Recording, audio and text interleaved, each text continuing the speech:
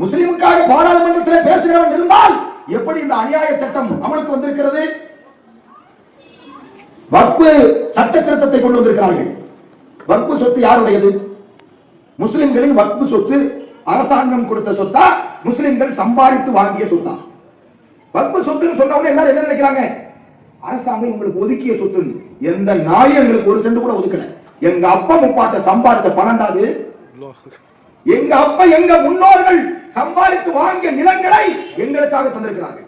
எங்களுக்கு கல்வி சாலைகள் கட்டுவதற்காக, வழிபாட்டு தலம் பள்ளிவாசல் கட்டுவதற்காக.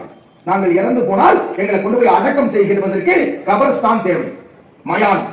அதற்காக முஸ்லிம்களின் முன்னோர்கள் எங்களுக்கு எழுதி வைத்த சொத்து 9,40,000 ஏக்கர் வக்ஃபு சொத்து. அதை ஆட்டை போட்டு முழுசா முழுங்கிறதுக்கு எந்த நாய் திட்டமிட்டாலும் அது நல்லா இருக்காது. சொல்லி சொல்லி சில வேலைகளை செய்கிற காலம் தேய்ந்து விட்டது. நாம் செயல்ல தான் காட்டும். இந்த நாட்டில் அதற்காக ஒரு புரட்சி ஏற்படும். எந்த நாட்டில் சர்வாதிகாரம் முழுமையாக இருந்திருக்கிறது? ஹிட்லரை விட ஒரு சர்வாதிகாரி என்றானா? ஹிட்லர் என்னன்னா, வாழ முடியாமல் தற்கொலை செய்து கொண்டு செத்தான். அதை விட கேடுகட்ட நிலைமை முஸ்லிம்கள் மீது கை வைக்கிறவனுக்கு ஏற்படும். அவனுக்காவது தற்கொலை செய்வதற்கு அவகாசம் இருந்தது, உங்களுக்கு அது கூட இருக்காது. யார் மீது நீங்கள் கை வைக்கிறீர்கள்?